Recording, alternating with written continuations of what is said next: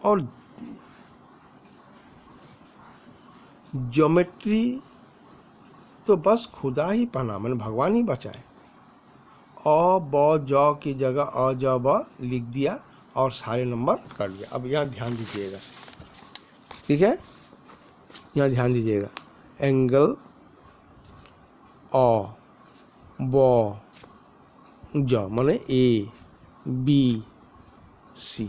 अब इसको एंगल क्या लिखना है, ए बी सी माने अ ब ज, ए लिखना है एंगल। अब वो गलती से एंगल ए बी सी का जगह ए सी बी लिख दिया, मैंने अ ज ब। अभी बड़ा भाई जो बोलने का मतलब है कि एंगल ए बी सी और ए सी में क्या डिफरेंस है।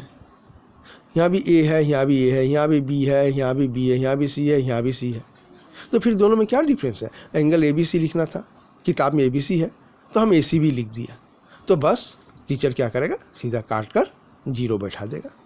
ये कोई मतलब हुआ। अभी आप खुद सोचिए कि एंगल ए बी सी और एंगल ए सी बी क्या बराबर है। यदि एंगल ए बी सी बोला जाए तो यहाँ पर एंगल बनता है, ये 90 डिग्री हो जाता है, और ये तो एक्यूट एंगल होता है ए सी बी, एक्यूट एंगल। लेकिन नहीं समझने वाला कर तो लगेगा ए बी सी एक ही है।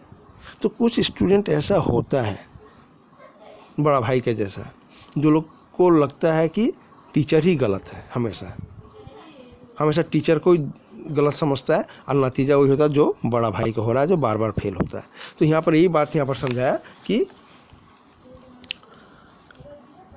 जब अ ब ज की जगह अ ज ब लिख दिया और सारे नंबर कट गए। कोई निर्दयी मुमतहीन हो, निर्दयी मुमतहीन मतलब एग्जामिनर, निर्दयी मतलब जिसके अंदर कोई दया नहीं है, मुमतहीनों से नहीं पूछता आखिर अ ब ज और अ ज ब में क्या डिफरेंस, ए बी सी और ए सी बी में क्या अंतर फर्क है, और व्यर्थ की बात के लिए छात्रों का खून कर देते हैं।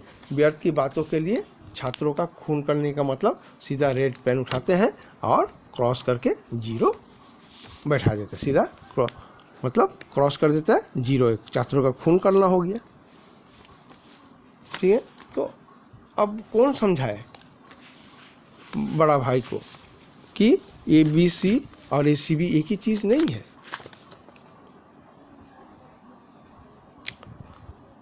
उनका देखिए क्या तर्क देते हैं, दाल भात रोटी खाई या भात दाल रोटी खाई, मतलब ए बी सी और ए सी बी में क्या डिफरेंस है, ठीक है। वो देखिए तर्क देखिए, दाल भात रोटी, भात दाल रोटी। तो ए बी सी को यहाँ इससे समझाते हैं, ए दाल है, बी भात है, सी रोटी है, तो यहाँ पर भी ए बी सी का जगह ए सी बी लिख दिया तो क्या है, इसमें क्या रखा है। मगर इन परीक्षकों को क्या परवाह, वो तो वही देखते हैं जो पुस्तक किताब में लिखा है ए बी सी, तो ए बी सी लिखना है, चाहे लड़के अक्षर अक्षर रट डाले। और इसी रटन मतलब बाई हार्ट याद करना, मगिंग का नाम शिक्षा रख छोड़ा। मतलब वो लोग टीचर चाहता है कि जैसे किताब में लिखा है उसको मुखस्त कर ले और वैसे ही लिखे। इन बेसिर पैर मतलब बेसिर मतलब बेकार की चीज़ की बातों को पढ़कर क्या बना, देखिए ज्योमेट्री को क्या बोला, बेकार, बेसिर पैर का मतलब बेकार की चीज़। जो बच्चे के मन में, जो स्टूडेंट का अंदर ये समझ ले कि ये सब्जेक्ट बेकार है, फालतू है, इसको पढ़, वो कभी ज़िंदगी में कोई सब्जेक्ट में उसको अच्छा मार्क्स, देखिए अच्छा स्टूडेंट जो 90% 95% वो 1-2 सब्जेक्ट सब में उसका अच्छा होता है, इक्वल अच्छा होता है, तब जाके वो 95-96% या 90 एबव लाता है। वो ये सोचे ये सब्जेक्ट ठीक नहीं है, वो सब्जेक्ट ठीक है नहीं है, तब वो कभी कोई सब्जेक्ट अच्छा नहीं करेगा, और नतीजा क्या होगा, वो बड़ा भाई का ऐसा उसका हालत होगा।